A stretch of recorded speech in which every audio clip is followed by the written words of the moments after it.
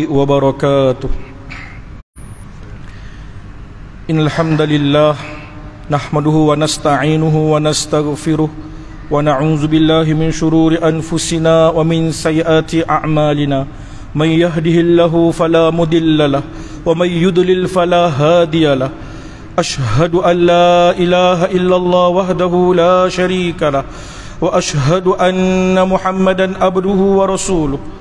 اللهم صل على محمد وعلى آل محمد كما صليت على إبراهيم وعلى إبراهيم وبارك على محمد وعلى آل محمد كما باركت على إبراهيم وعلى إبراهيم في العالمين إنك حميد مجيد.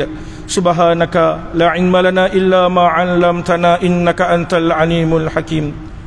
الحمد لله الذي أرسل رسوله بالهدى ودين الحق ليظهره على الدين كله وكفى بالله شهيدا. وننزل من القرآن ما هو شفاء ورحمة للمؤمنين. أما بعد. Muslimin dan muslimat yang dirahmati Allah, alhamdulillah, syukur kepada Allah Subhanahu wa taala yang terus memberikan kita nikmat kesihatan, nikmat iman serta Islam, dapat bersama-sama berkumpul menunaikan solat fardu maghrib secara berjamaah di rumah Allah yang penuh keberkatan ini, Masjid Setia Alam. Alhamdulillah. Jazakumullah khairan katsira kepada AJK Masjid, Tuan Nazir, Tuan Imam. Alhamdulillah, kuliah dapat diteruskan dalam satu tajuk menangkis diri daripada serangan daripada jin dan sihir, insya-Allah. Alhamdulillah, pada bulan lepas, bulan 1, saya tak dapat hadir untuk sambungan kuliah atas faktor kesihatan. Alhamdulillah, hari ini diberikan kesihatan. Pada bulan lepas juga alhamdulillah, saya dikurniakan dengan zuriat yang kedua. Mula-mula nak dapat zuriat, saya adalah pengalaman menunggu selama 10 tahun. Zuriat yang pertama tu 10 tahun saya menunggu. Alhamdulillah, pelbagai ujian, pelbagai ikhtiar, akhirnya Allah bagi juga selepas 10 tahun. Yang kedua selepas 2 tahun, alhamdulillah, pada bulan lepas. Alhamdulillah. Jadi insya-Allah kita akan teruskan dengan satu tajuk lagi, ya. Saya dah menerangkan mengapa jin ini suka mengganggu manusia, ya. Ada 10 sebab kita telah kongsikan kenapa jin ini suka mengganggu manusia dan sebab-sebab dia mengganggu manusia, ya. Apa yang diterangkan oleh Datuk Dr. Amran Kasimin, ya, sepanjang kuliahnya bersama dengan beliau, ya, beliau banyak menerangkan punca kenapa jin ini mengganggu manusia. Ya, ada 10 sebab. Kita boleh rujuk dalam satu buku yang dikarang oleh Tuan Guru Datuk Dr. Amran Kasimin. Alhamdulillah, daripada buku Tanda-Tanda Sihir dan Kekuatan Rohani untuk Mengatasinya. Dalam buku yang dikarang, beliau dengan jelas menerangkan tentang 10 sebab ini. Yang pertama adalah sebab lemahnya semangat dan roh kita. Kita telah jelaskan yang dimaksudkan dengan lemah semangat dan roh ini, ya, antaranya penuh sifat mazmumah di dalam hati. Ya, pernah ditakut-takutkan sejak daripada kecil dengan cerita-cerita mistik, ya. Jiwa kita ini semakin lemah, ya, atas faktor-faktor persekitaran. Kita terlibat dengan perkara-perkara yang tak sepatutnya. Itu antara sebab lemahnya semangat kita dan mudah untuk diganggu oleh makhluk halus ini. Yang kedua, kita tidak berpegang dengan sunnah Nabi SAW. Masuk tandas tak baca doa, baling sesuatu barang tak baca doa, masuk ke tempat-tempat sesuatu tempat yang berisiko tak baca doa. Zikir-zikir yang Nabi tinggalkan, yang Nabi ajarkan kepada kita, kita tinggalkan, tak buat. Ini mudah untuk kita terkena daripada serangan jin dan sihir ini. InsyaAllah bila kita beramal dengan sunnah Nabi yang sahih, kita terlindung daripada gangguan-gangguan makhluk halus ini, insyaAllah. Contoh, bila masuk tandas, kita baca doa daripada syaitan jantan dan syaitan betina, disebutkan dengan jelas. Kita tidur dengan adab-adab tidur yang diajarkan oleh Nabi. Ambil uduk sebelum tidur, baca ayat kursi sebelum tidur, mengiring ke sebelah kanan, zikir, ya, subhanallah, alhamdulillah, Allahu akbar 33 kali. Itu semua diajarkan oleh Nabi sebelum tidur, supaya kita lepas daripada gangguan ini. Kadang-kadang gangguan ini mudah datang ketika kita tidur. Dengan tidur kita tak zikir, kita lemah ketika tidur. Itulah peluang yang paling mudah untuk diganggu. Contoh saka dan sebagainya. Dia nak transfer saka ni, nak pilih keturunan-keturunan yang terpilih ni, Syaitan akan pilih orang yang lemah. Dia tak ada pilih ikut yang pertama, yang sulung, yang nombor 3, yang ganjil, yang bongsu, tak ada. Dia tengok mana ada peluang, mana ada ruang, yang lemah dia akan masuk. Petanda-petanda dapat daripada mimpi antaranya. So macam mana nak elak? Jaga adab-adab tidur yang diajarkan oleh Nabi. Penting kita mengamalkan sunnahnya. Sebab daripada sunnah ini Nabi mengajar kita untuk mengelak dan merawat diri kita daripada sihir dan gangguan jin ini, insya-Allah. Jadi penting, kita dah terangkan secara jelas pada kuliah yang lepas. Hari ini kita masuk kepada satu lagi, mengapa jin ini suka mengganggu kita. Antara ruang dan peluang yang didapat adalah ketika perasaan takut dan marah yang bersangatan. Itu yang ketiga. Perasaan takut dan marah yang bersangatan. Yang ketiga. Yang keempat, perempuan atau lelaki yang suka bersolek, tidak solat dan tidak menjaga aurat. Ini antara sebab mudah untuk diganggu. Sekarang orang memang suka, ya, lelaki pun sama, pakai bedaknya, ya Allah. Bukan tak boleh jaga penampilan, boleh, tapi kadang-kadang melampau menjaga penampilan. Jarang lelaki pakai conditioner tak apa kat muka, tapi lelaki ni suka pakai kadang-kadang. Sebab yang datang pusat rawat tu kadang-kadang, yalah, yang datang tu katanya dia ada sifat kewanitaan. Dia tak boleh nak elak daripada rasa nak jadi seorang wanita, yang wanita nak menjadi seorang lelaki. Cuba dirukiahkan, tengok apa berlaku. Biiznillah tumbang dia dengan izin Allah. Dia bisik dalam hati orang ni supaya melanggar fitrah kejadian Allah. Dia langgar fitrah. Tu yang berlaku. Jadi kita kena perhatikan anak-anak kita, siapa-siapa isteri kita, supaya tak tabaruj. Dalam Islam yang disebut sebagai tabaruj, berlebih-lebihan dalam make up ni, bersolek ni, berlebih-lebihan, tak boleh, tak dibenarkan. Antara salah satu ahli neraka adalah wanita yang suka tabaruj. Tabaruj, dia make up berlebihan, tebal make upnya untuk menarik pandangan orang lelaki. Hati-hati. Ini antara, ya, syaitan suka dekat dengan dia. Yang kelima, sedih yang bersangatan dan berpanjangan. Bila diuji sesuatu dengan sesuatu ujian, kita terlalu sedih dan berpanjangan sedihnya. Kita tak dapat kontrol sedih itu. Ini dia tahu peluang yang dia nak masuk. Banyak kes kita jumpa. Ada seorang pesakit, ini rare juga kes dia. Apa yang berlaku? Pesakit ni lelaki, umur dalam lingkungan 20-an. Dia buat apa ketika ayah dia meninggal dunia? Ayah dia meninggal dunia, dia ambil simpan kain kapan ayah dia. Kain kapan yang menutupi ketika mandian jenazah. Dia ambil, disimpan. Okey, kita rasa okey lagi. Apa lagi dia buat? Semasa dia nak kebumikan ayah, dia masuk ke dalam liang lahat. Dia cabutkan ikatan tali kafan ayahnya. Dia buka, sepatutnya dilonggar cukup lah. Kita punya adat dilonggar-longgarkan semua. Daripada kepala, tangan, ya, tengah, kaki, kita longgar-longgarkan. Dia tak. Dia pegang bahagian kepala, dia ambil ikatan tu, benang itu, tali itu dia ambil masuk dalam poket, bawa balik. Itu nampak macam rare sikit, macam pelik kan. Kenapa dia bawa balik? Dia kata dia dengar orang cakap petua untuk supaya nak hilangkan rindu pada ayah dia. Bila ayah dia meninggal, dia sangat sedih. Sebab dia rapat dengan ayah dia ni. Ayah dia meninggal, dia sedih sangat, nak hilangkan rindu katanya. Dia ambil tali kafan ni, dia simpan, dia bawa balik. Akhirnya kena gangguan. Ni salah satu sebab dia. Bila terlalu sedih yang berpanjangan, buat perkara yang bukan-bukan, yang pelik-pelik, petua yang tak tahu mana asal usulnya, syaitan suka datang, ganggu dia. Jarang lelaki merasuk. Umur 20-an ni, biasa lelaki kalau kita rukiah dia steady, tak merasuk, dia tak ada apa-apa respon. Tapi kadang-kadang gangguan tu ada, tapi dia merasuk, dia tumbang, dia menangis. Bila tanya, ini amalan yang dia buat.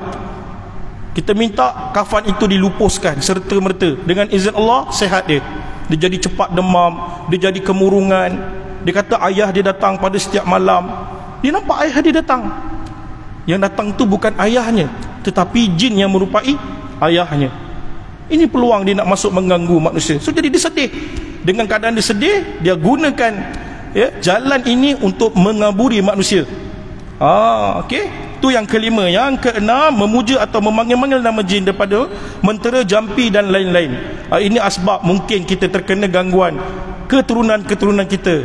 Sekarang dah kurang dah penggunaan jampi, mentera-mentera ni. Dulu-dulu mungkin ada. Kajian yang dibuat oleh Dr. Amaran Kasimin memang banyak jumpa mentera. Dengan bacaan Qul Allah terbalik, Bismillah terbalik. Mentera-mentera yang dibacakan bercampur dengan pemujaan-pemujaan jin, memanggil-manggil nama jin, menyeru-nyeru nama jin dan sebagainya. Akhirnya benda ini mengganggu keturunan-keturunannya. Itu menjadi masalah. Tapi kita tak boleh nak salahkan orang-orang dulu. Kan mungkin waktu itu dakwah tak sampai macam kita. Senang nak sampai dengan YouTube, dengan Facebook dan sebagainya. Media massa senang nak dapat dakwah. Mungkin zaman itu keperluan lah, mungkin. Tak sampai dakwah macam kita mengatakan ini tak boleh, amalan ini tak boleh, amalan ini tak boleh. Akhirnya mengganggu keturunan-keturunan yang lain. Okey, tu antaranya. Yang ketujuh, mereka yang menyakiti jin sama ada sengaja atau tak. Ini pun banyak jugalah. Jin, kadang-kadang kita sakiti dia. Sebagai contoh, ya, berlaku masa perang Khandaq, seorang pemuda dibunuh seekor ular. Ular tu mati, pemuda ni mati. Hadis riwayat Muslim, sahih. Hadis ni sahih. Ya, dibunuh ular ni, macam mana ular tu mati, pemuda ni pun mati. Dia kata dia zalim kepada jin ini, dia sakiti jin ini sehingga mati. Yang ular itu adalah bukan ular tetapi jelmaan jin. Tu yang berlaku.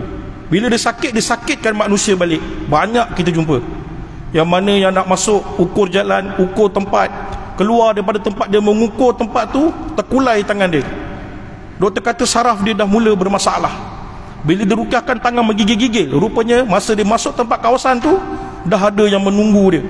Pandai-pandai dia kata nak masuk tempat aku, nak menceroboh tempat aku, nak merosakkan tempat aku. Dia masuk satu pulau, nak bina satu tempat peranginan.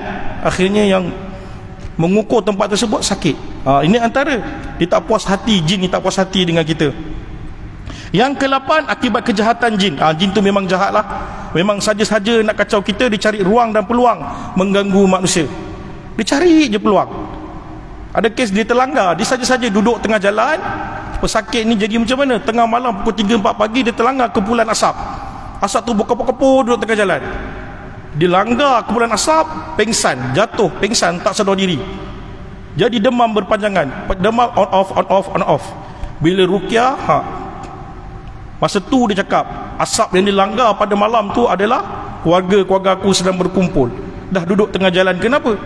Duduklah tepi jalan, saja-saja mengganggu manusia, nak menakut-nakutkan manusia, nak menyusahkan manusia. Ini kejahatan jin. Jin yang baik ini yang Allah sebut dalam Quran surah Jin ayat ke-14, ayat ke-15. Ada yang beriman kepada Allah, ada yang tidak beriman kepada Allah. Tu, yang beriman kepada Allah ni yang duduk dalam masjid, dia semayang, dia beribadah kepada Allah. Dia tahu kalau buat benda ni dosa, dia tahu buat benda ni pahala. Dia tahu ada syurga, adanya neraka. Dia juga akan dipertanggungjawabkan dengan dosa dan pahala. Bila buat jahat, dia akan masuk ke dalam neraka. Bila dia buat baik, dia akan masuk ke dalam syurga. Jin pun tahu.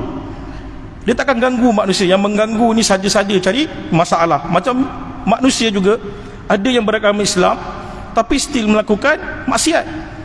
Sama juga dengan jin.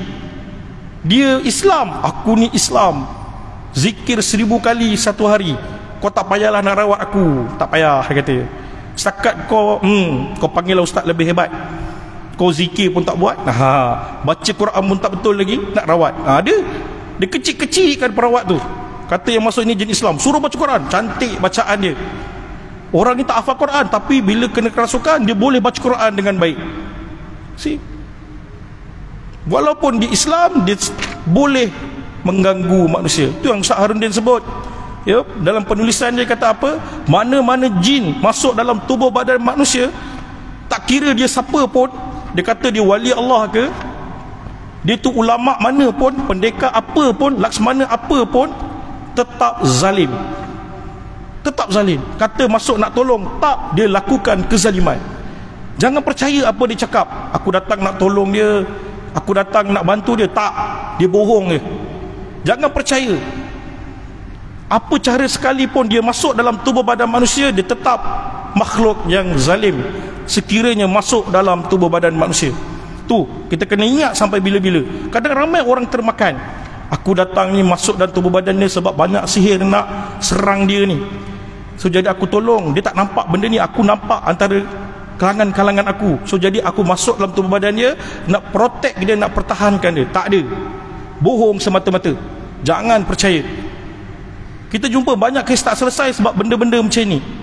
Ustaz hari tu dah ada, ustaz ni dia dah rawat, jin tu dah bantu dah, banyak dah, jin-jin sihir dah mati. tinggal ada seekor 2 ekor lagi yang tinggal dalam badan. Tak, sebenarnya benda yang sama tu yang cakap, dia yang rosakkan orang ni, dia lah yang pertahankan orang ni. Dia tak keluar pun, ditipu kita bulat-bulat. Itu permainan syaitan. Hati-hati, jangan percaya kalau dia masuk dalam badan, apa dia cakap jangan percaya. Okey. Seterusnya yang ke-9, jin yang suka atau mencintai manusia. Jin asyik ni, dia suka dengan manusia sebab cinta. Lelaki suka kat perempuan, macam tu jin juga suka pada seorang lelaki. Jin lelaki suka pada seorang perempuan. Jin perempuan suka pada seorang lelaki. Ya, banyak kitab kalau tengok Syekh, ya, yang mengarang Syekh Abu Barak, Syekh Abdul Wahid Salam Bali, ada menyebutkan tentang masalah jin asyik ni, jin yang suka dekat kita, masuk sebab bercinta dengan manusia, berkenan dengan orang ni, nak kahwin dengan orang ni. Aku sampai nak kahwin dengan dia, ya? Dia ganggu manusia sama macam kena sihir. Tengok macam kena sihir, tak, dia masuk sebab disuka je. Kita kadang-kadang tertipu, kata disihir, tak, rupanya masalah jin ini masuk sebab disuka. Jadi kita akan tengok nanti macam mana nak elak dan mengatasinya kalau dia masuk dalam tubuh badan kita. Dan yang terakhir lain tidak bukan sihir. Tu masalah dia.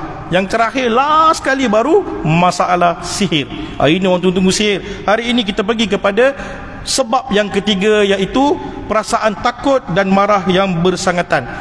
Kita tengok apa pendapat Dr. Abdul Basit bin Abdul Rahman Abu Anas Madani. Ya, Abu Anas Madani. Dia ni siapa ni? Orang pertama yang memiliki ijazah di Madinah. Dia orang pertama, orang Malaysia yang ada belajar di Madinah, mendapat ijazah secara muda di Universiti Madinah. Orang pertama. Jadi bukan orang biasa-biasa. Jadi kita tengok apa pendapat dia tentang perasaan takut. Beliau menyebutkan takut ini ada 2. Satu, naluri. Memang itu naluri, kita takut kepada Allah. Ya, takut kepada Allah. Yang kedua, perasaan biasa manusia. Memang ada perasaan takut, iaitu contoh, takut kepada benda-benda yang berbahaya, takut kepada serangan harimau, takut kepada buaya-buaya, buaya darat dan buaya air. Takut. Buaya darat pun takut, buaya air pun dia takut. Itu biasa, normal. Memang ada perasaan takut. Gayat, takut tempat tinggi, biasa. Bukan syirik kepada Allah. Takut-takut yang ni dia tak jadi syirik. Tak boleh tu, tak boleh ada salah takat. Ada je takut selain Allah, syirik. Oi, tak boleh. Na'udzubillah. Ada yang sebut macam tu. Takut dengan haiwan, takut dengan gajah lalu tengah melintas, kita jadi takut. Itu perasaan normal. Itu tidak syirik kepada Allah. Yang syirik kepada Allah, contoh, kita takut jin yang bersangatan dan akhirnya kita mengambil tangkal, menggunakan tangkal untuk mengelak jin. Yes, itu satu takut yang perlu dielakkan. Takut yang perlu ada yang tadi, naluri kita takut kepada Allah. Contohnya, ya, takut naluri kepada Allah ini, kita menghindari perkara syirik kepada Allah. Yang kita takut dengan Allah, dengan balasan Allah, takut dengan neraka Allah, kita takut dengan, ya, Tuhan yang menciptakan kita. Jadi kita elakkan perkara yang boleh mendatangkan syirik kepada Allah. Perbuatan-perbuatan termasuk perubatan, mengubat, berubat, ikhtiar.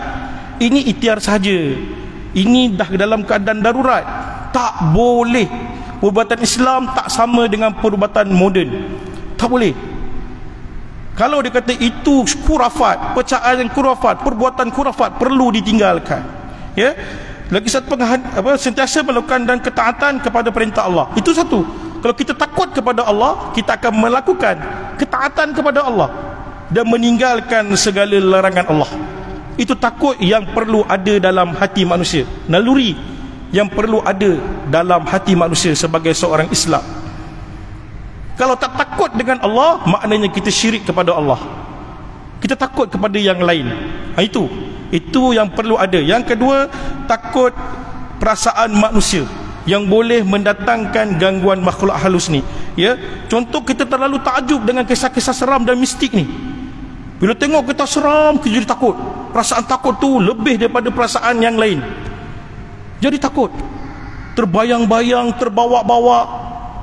Diceritakan kisah-kisah seram. Orang cerita dekat hospital ni dulu gangguan dia banyak. Dah kita jadi takut sangat-sangat nak pergi hospital. Takut kena ganggu jin. Banyak video kita tengok, pintu terbuka tertutup, terbuka tertutup, kursi roda bergerak sendiri. Saya pernah pergi satu hospital besar, ya, satu hospital di Kuala Lumpur. Apa yang berlaku? Barang-barang operation pembedahan ni hilang. Baru nak operate lagi 2-3 jam, tengok barang yang dah susun siap hilang. Ada 2-3 barang hilang. Kerap sangat berlaku. Tu antara perkara mistik yang pernah berlaku lah di hospital. Jadi ditakutkan dengan kisah-kisah seram ni. Kita nak pergi hospital pun jadi takut. So benda ini boleh mengganggu kita. Bila perasaan tu terlalu banyak takut, dia mengganggu perasaan kita. Ya, seterusnya takut yang lain yang teramat di dalam hati kita, yang menyebabkan kita boleh jadi fobia. Takut dibuli, diburu oleh musuh, ya, kisah-kisah silam sehingga menjadi fobia.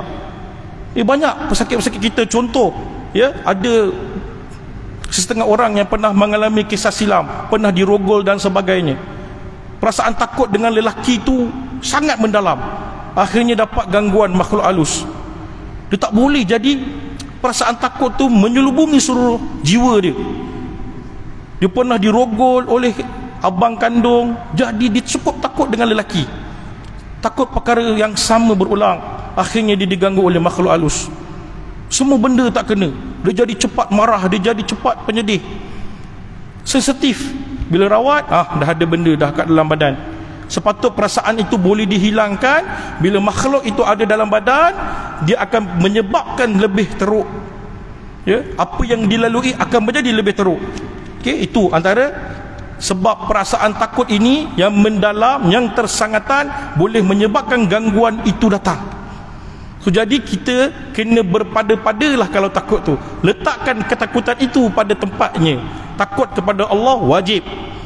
Takut yang perasaan manusia ini perlu berpada-pada. Jangan sampai menghantui dan menyebabkan kita jadi fobia. Itu boleh menyebabkan syaitan itu datang dalam keadaan tersebut. Berlaku satu peristiwa, seorang ni, dia ni macam pemburu lah, macam paranormal punya aktiviti. Dia pergi ke tempat bangunan-bangunan runtuh tu. Allah, masalah bukan Genting Highlands, apa yang dekat KL Kuala Lumpur tu, Highland Tower. Terima kasih, Highland Tower. Dia pergi ni, dia budak perempuan. Ada 3 orang perempuan, 2 orang lelaki kalau tak silap saya. Yang perempuan ni kena sampai sekarang sakit. Sebab cari masalah. Dia memang jenis penakut, tapi dia ajak oleh kawan-kawan, tak apa, nak mengatasi ketakutan, kita pergi ke Highland Tower. Dia masuk ke Highland Tower, duduk kat situ satu malam. Dia pasang kamera apa semua, kerasukan kat situ. Bawa ke pusat rawatan, habis. Punca dia sakit sampai sekarang. Highland Tower. Bila bercakap dalam masa ruqyah tu, dalam keadaan kerasukan tu, dia akan sekar. Memang aku datang daripada tempat, dia nak sangat jumpa aku kan. Nak sangat. Aku masuk dah dalam badan dia. Sekarang aku tak nak keluar. Siapa suruh? Dia cari masalah, nak mengatasi ketakutan dengan cara yang salah.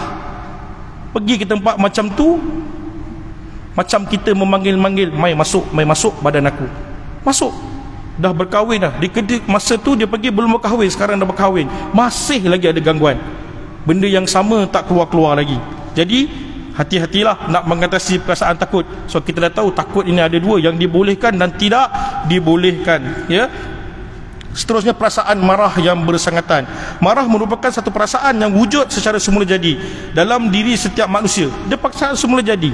Semua manusia ada perasaan marah. Ia juga satu ekspresi yang muncul kadang-kadang secara spontan, tak kala kita disakiti, dizalimi atau menghadapi sebarang masalah. Satu ekspresi yang muncul secara semula jadi. Bila kita dizalimi, kita disakiti, kita akan marah. Benda yang tak kena dengan kita, kita boleh marah. Mengganggu kedudukan kita, mengganggu situasi kita waktu tu, kita boleh marah, ya. Marah yang dimasukkan, yang boleh mengganggu manusia ini, yang boleh mendatangkan gangguan makhluk halus ini, yang disebut sebagai marah yang bersangatan, mengikut nafsu marah. Nabi pernah mengajar seorang pemuda. Dia minta nasihat kepada Nabi SAW. Dia berkata kepada Rasulullah, berikan aku nasihat. Nabi kata apa? La taghdab, la taghdab. Nabi kata jangan marah, jangan marah. Faradda mirara la taghdab. Sebanyak 3 kali. Jangan marah, jangan marah, jangan marah. So marah ini adalah sifat normal manusia. Tapi dijelaskan oleh Imam Nawawi dalam Mantan Arba'in mengatakan, kita jangan mengikut nafsu marah, iaitu baran. baran. Kalau marah, tak mencarut tak sah, tak puas, tak baling barang tak sah, tak tumbuk tak sah, tak maki tak sah. Dah honting, maki lagi. Ya ilaha illallah. Tu mengundang syaitan masuk dalam badan kita, ya. Marah yang bersangkutan boleh menyebabkan kita hilang kawalan diri, boleh melemahkan akal kita. Ia juga salah satu daripada pintu-pintu syaitan boleh masuk dalam tubuh badan kita, seperti yang disebutkan dalam kitab Al-Bayan fi Madakhil Asy-Syayatin oleh Syekh Abdul Hamid Al-Bilali.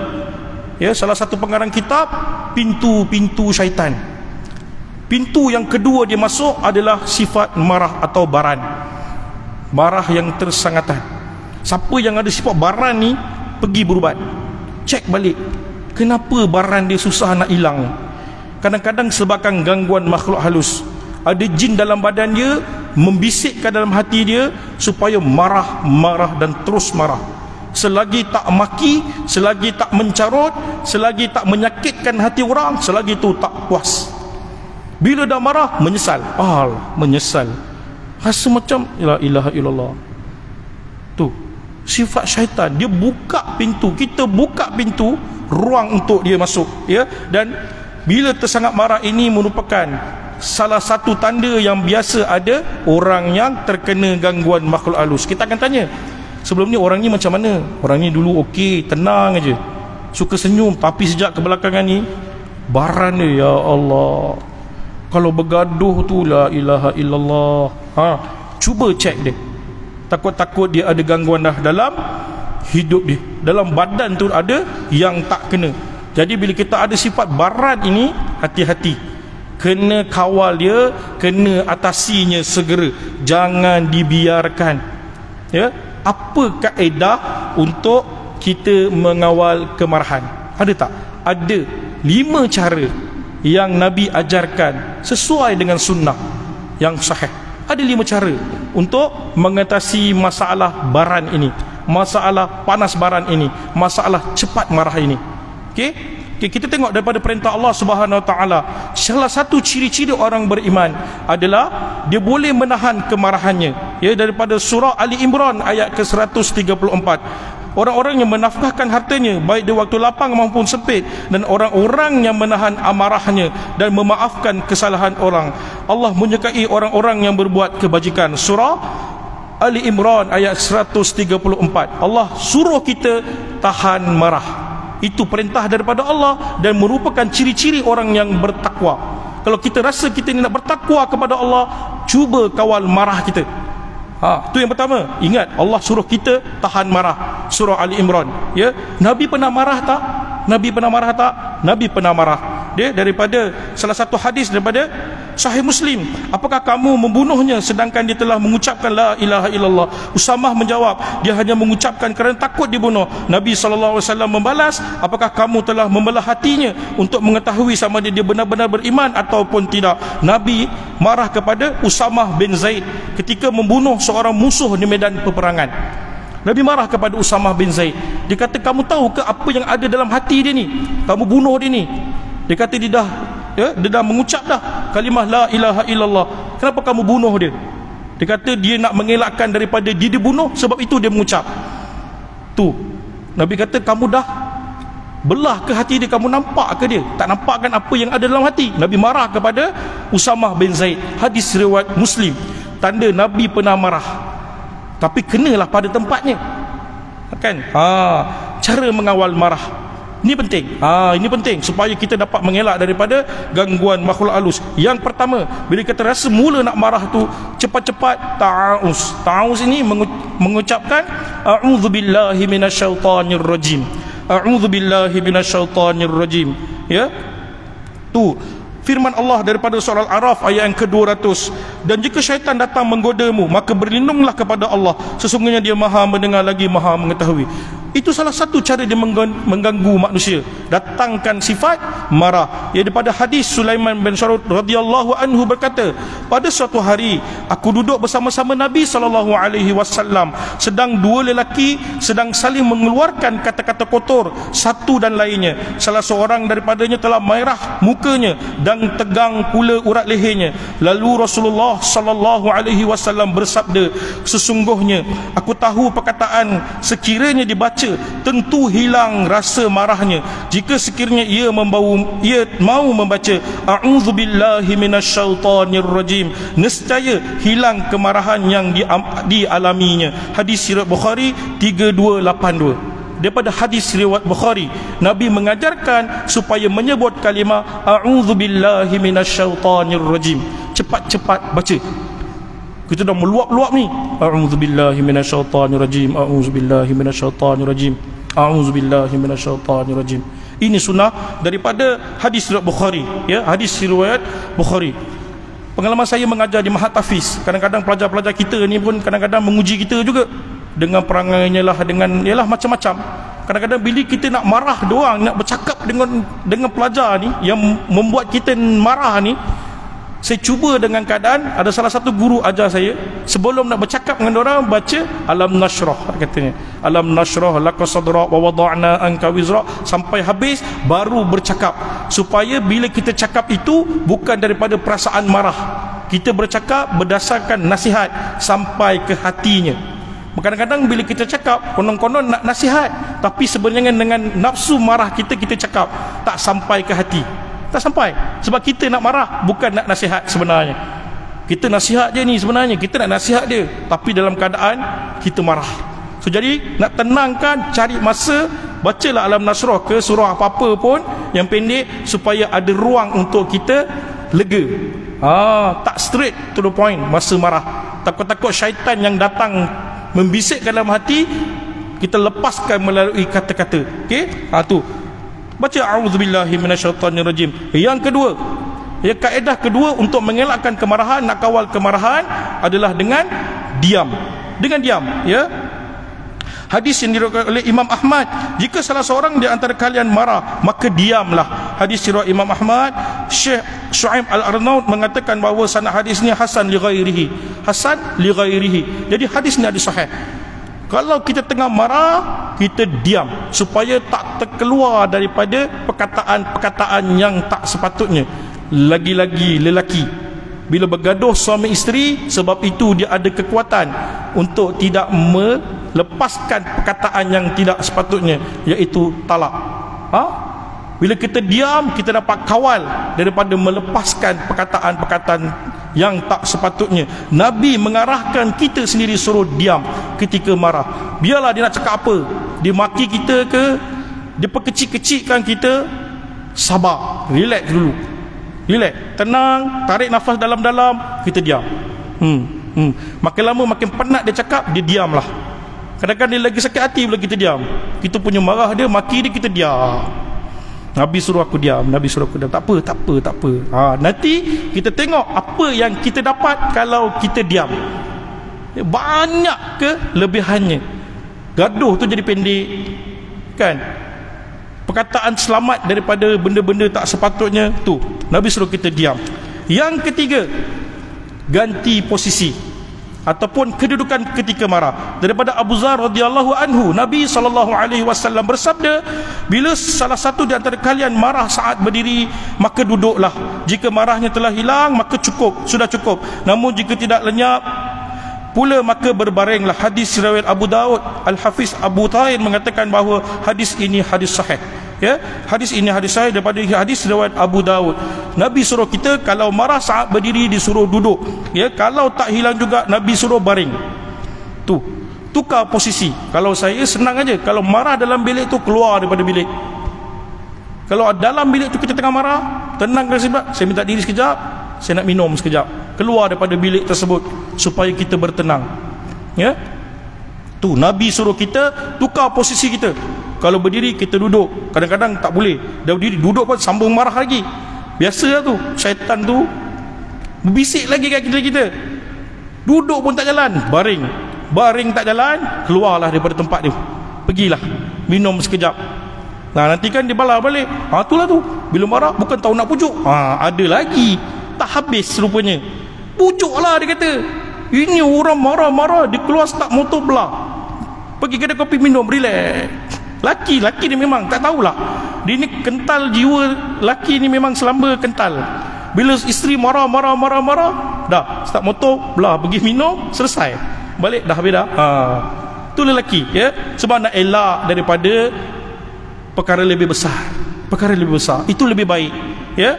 Okey, itu yang ketiga.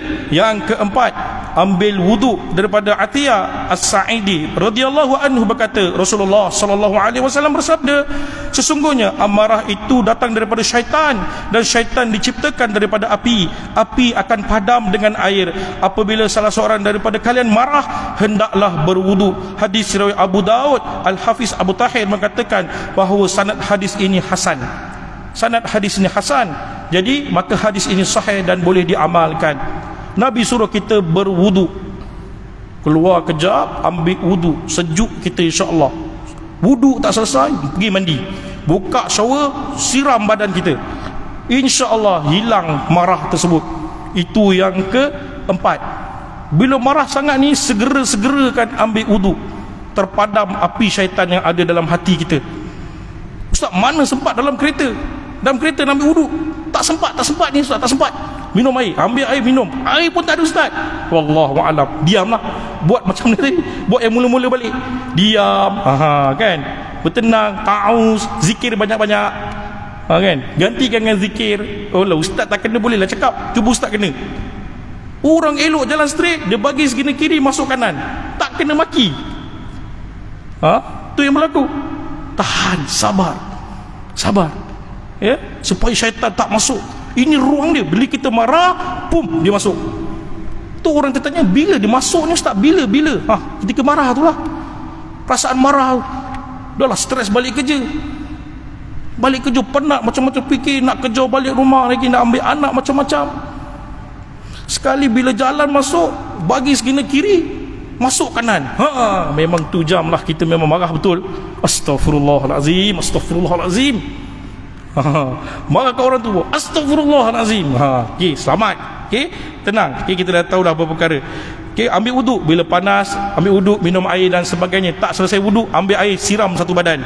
Kalau anak pesakit, kalau histeria kat sekolah, kita kadang-kadang rukyah ni penat. Apa yang kita buat? Minta budak tu masuk bilik air, dimandikan terus. Ambil air, siram sampai menggigit, sedar dia. Tu ubat dia. Itu biasa yang histeria, main 40 orang, 30 orang. Mana yang heavy ni, tengok betul-betul heavy, kita ambil dia, masuk bilik air, siram dia sampai dia menggigil. InsyaAllah dia sedar. Kita berhenti untuk azan insyaAllah.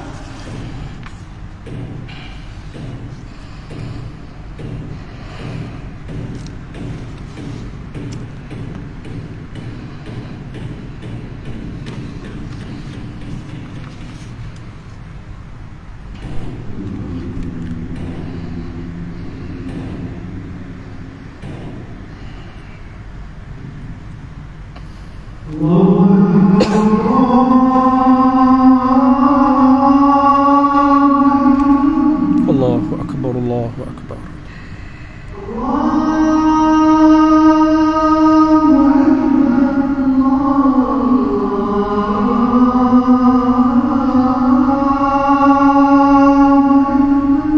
Allahu Akbar, Allahu Akbar.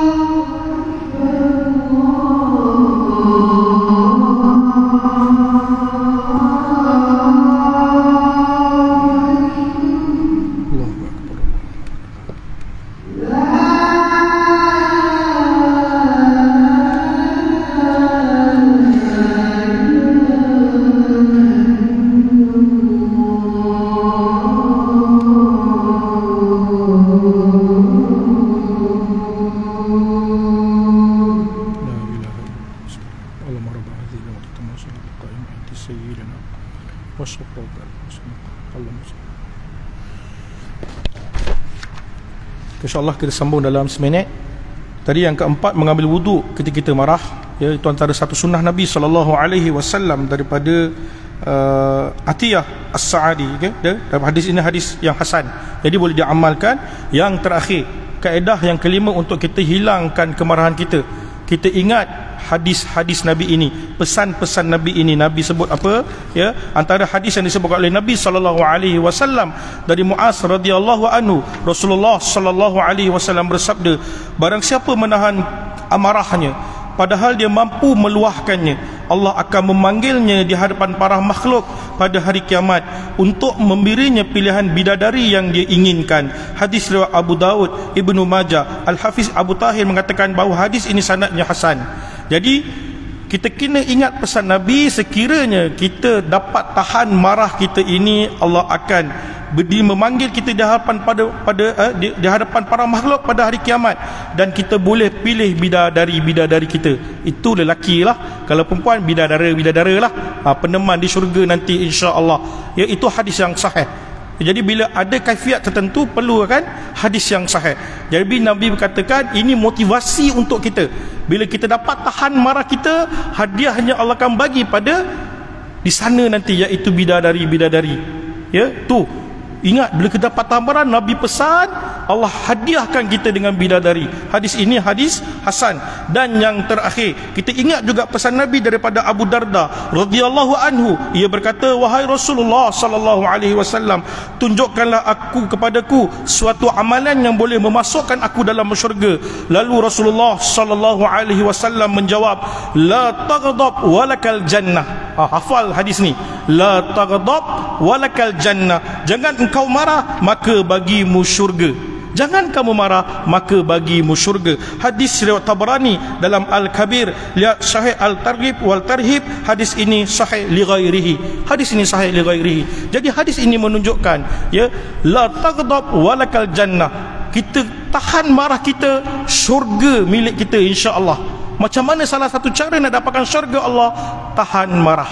Bila nak marah, terus baca la taghdab walakal jannah, insya-Allah dapat syurga. Ingat pesan Nabi. Nabi kata dapat tahan marah, kita dapat bidadari. Yang kedua, kita dah tahan marah, kita dapat syurga Allah Subhanahu wa taala. Itu jaminan daripada Nabi sallallahu alaihi wasallam. Hadis semua ini hadis yang sahih. Ingat 5 ini, ya, untuk tahan kemarahan kita supaya kita tidak diganggu oleh makhluk halus ini. Kalau ada pun dalam badan kita, insya-Allah dia akan keluar. Sebab pintu-pintu tu dah tertutup. Ya, kita ulang balik, ya, apa cara untuk menahan kemarahan mengikut sunnah Nabi ini. Yang pertama tadi adalah kita membaca ta'awuz, a'udzubillahi minasyaitonir rajim. Yang kedua, kita diam. Yang ketiga, ya, kita menggantikan posisi kita. Kalau kita tengah berdiri, kita duduk, tengah duduk kita baring. Yang keempat, kita mengambil wuduk. Yang kelima, kita ingat pesan-pesan Nabi tadi. Kalau kita dapat tahan marah, kita dapat bidadari. Yang kedua, kita tahan marah, kita dapat syurga Allah. Itu jaminan daripada Nabi sallallahu alaihi wasallam. Jadi wallahu alam. Ya, kita tutup. Kalau ada soalan, kita buka insya-Allah. Kalau ada soalan, untuk yang ketiga ini, antara sebab pintu masuknya syaitan adalah sifat marah dan takut yang bersangatan. So hindari perasaan-perasaan ini, kawal perasaan-perasaan ini, biiznillah kita terlindung daripada gangguan-gangguan jin serta sihir ini insya-Allah. Okey, kalau tak ada soalan, kita tutup dengan tasbih kafarah dan suratul As. Subhanakallahumma wa bihamdika asyhadu an la ilaha illa anta astaghfiruka wa atubu ilaik. Wal 'us innal insana lafi khusr illa alladhina amanu wa 'amilus solihat wa tawasaw bil haqq wa tawasaw bis sabr. Assalamualaikum warahmatullahi wabarakatuh. Alhamdulillah.